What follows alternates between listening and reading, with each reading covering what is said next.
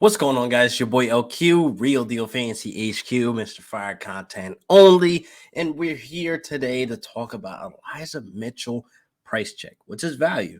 I feel as though Elijah Mitchell will be the guy going into next season. Hopefully, Kyle Shanahan doesn't pull nothing stupid because we need a lot more of Elijah Mitchell. So, I don't want to waste any more time. So, let's get right into the episode.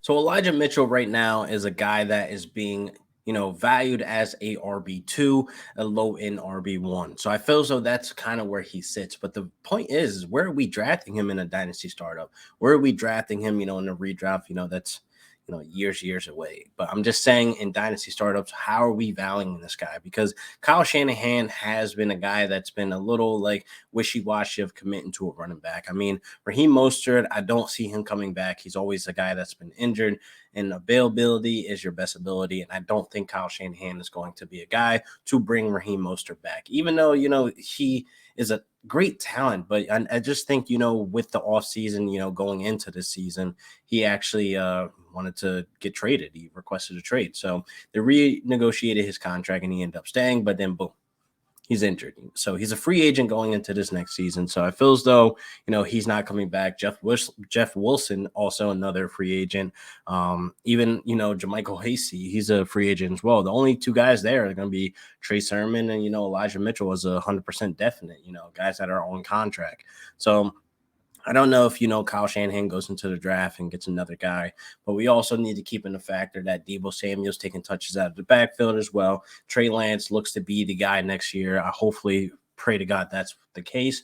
So that's another, running situation there that are going to be taking touches out of the backfield. But I feel as though even with Deebo existing in the backfield, Elijah Mitchell still was able to put up 27, rushing attempts against the Cowboys in the playoffs. So I feel as though they can coexist like that. Deebo gets like 9 to 10, touches out of the backfield, which is fine. That makes his value go higher. He needs some running back eligibility next season, by the way. But I feel as though Elijah Mitchell is one of those guys that I feel as though I can be comfortable taking him as my RB2, taking him, probably in the rounds 3 and 4, in that area, early third, honestly. So I feel as though if Kyle Shanahan commits them, it's way too early to know if they're going to commit to him because we still have the draft, still have free agency. We have a whole bunch of stuff still that happen. But as of right now, today, January 20th, that, I feel as though Elijah Mitchell has proven his way to be the guy. They're still currently in the playoffs.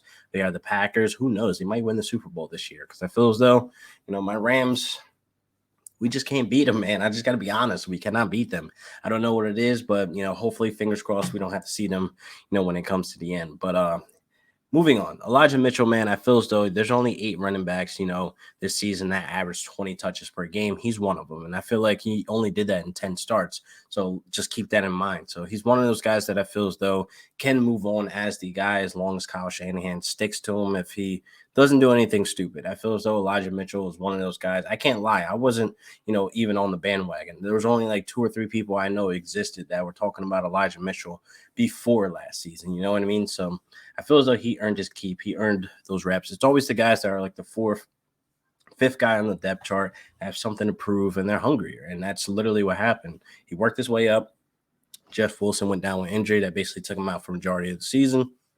Raheem Mostert missed the entire season. So, you were left with very few options. Trey Sermon obviously didn't work out. He just wasn't a guy in camp that was able to, I guess perform better than the other 2 running backs. So feels though, you got a guy that's averaging 13.8 fantasy points per game. And I feel like that is a strong running back too. And I feel like you can get him in the early third, late third round, just in the third round in general. I feel as though a lot of people are going to be shying away from him because Kyle Shanahan, how that offense works. And with Trey Lance, you got another running attribute there. So I feel as though the only upside with Elijah Mitchell being the guy is, if Wilson, Mostert, and Hasty all exit out, next season, all that's really left is a Trey Sermon. So I feel as though, with Mitchell, I think he could run like, majority of the touches as long as he stays healthy. Like I said, only 10 starts and he's averaging 20 20 touches per game, and he's averaging 13.8 fantasy points. That's basically 14 fantasy points per game and only 10 starts, man. I feel as though you can get him in those rounds. Now, if you're looking to buy Mitchell, it might be a little hard because, like I said before, Mitchell's being valued in the third round in startups or, late third round. I'm not too sure exactly what all these startups are going to be looking like. Again, it's only January. A lot of these things are going to change because, again, we have free agency, draft, et cetera, et cetera. But Mitchell, I feel so he's going to be valued a lot, being that, running backs are a little slim. Running backs are getting older. We're seeing guys like Aaron Jones, getting splits with AJ Dillon. He's on the rise. So I feel like, in Dynasty, Aaron Jones, Zeke, these guys can't be inside the top 12 anymore, being that they have younger guys like Tony Pollard, AJ Dillon, stepping up. So when we see these kind of like shifts, we're seeing like, running backs being valued and held on more, guys like Elijah Mitchell. I don't feel like, he has anybody behind him that could take his job. I feel as though, like I said, Debo taking carries or whatever, it's not too damaging. You can get away with that. You can get away with that with a guy that's going to be able to be in your flex or your RB2 to put up, fantasy points that we need every single week. I can rely on him. I can rely on Kyle Shanahan to run the ball as well. I feel as though Trey Lance, he might run about, let's say, 7 to 8 times a game. That's nothing too crazy, that Elijah Mitchell can handle. Because again, he ran the ball 26 times in a playoffs game. With Debo saving you running the ball 10 times. So that's something, that you can live with and coexist with. So I'm not too worried about that. I feel as though, with Trey Sermon back there, a lot of people are out on him. I'm mostly out the door with him too. I don't feel as though he's going to be too much of a guy because we've seen him with opportunity. We've seen him miss assignments. We've seen him, just not flat out play. We've seen him as a healthy scratch, et cetera, et cetera. It's crazy, to see that Trey Sermon was drafted and everybody, including myself and mainstream media and as well, had high hopes for him, but it just didn't pan out. And that's usually how it goes, with guys coming into camp and maybe their football IQ just isn't that high and the adjustment's a little bit harder for you other guys. So I'm not too worried about Trey Sermon. I'm just focusing on Elijah Mitchell and his value. Again, if you were to go out and trade him, if you were to go out and buy him. So I would say nothing less than a second round pick just to get Elijah Mitchell and then some. I would say a second and third for Elijah Mitchell or a second or third, or you can mix it up and put a player in there as well. I just don't know where the bar is yet because it's so early in January. So a lot of things are going on and a lot of moving parts. And hopefully, they make it far in the playoffs and he earns his keep. He earns, the stripes as the RB1. And then we'll be sitting pretty for the guys who have, the shares of Elijah Mitchell. Me personally, like I said, I'm not looking to sell him at all. He's locked in on my roster. There's probably nothing that you could possibly, offer me for me to give him up, Maybe if it's like over the top trade, then okay, yeah. If I'm going to benefit from it 100%, you benefit none. That's usually how good trades work out anyway. But those though, I can't sell him. I can't put him on the block for anything right now because I'm looking at a roster with the Cam Akers, Elijah Mitchell. We're winning right now. We're winning with youth. We're winning with talent right there. So situation as well. That's all about, what you want in a dynasty team. And I feel as though if you trade Elijah Mitchell, what are you really getting back in return?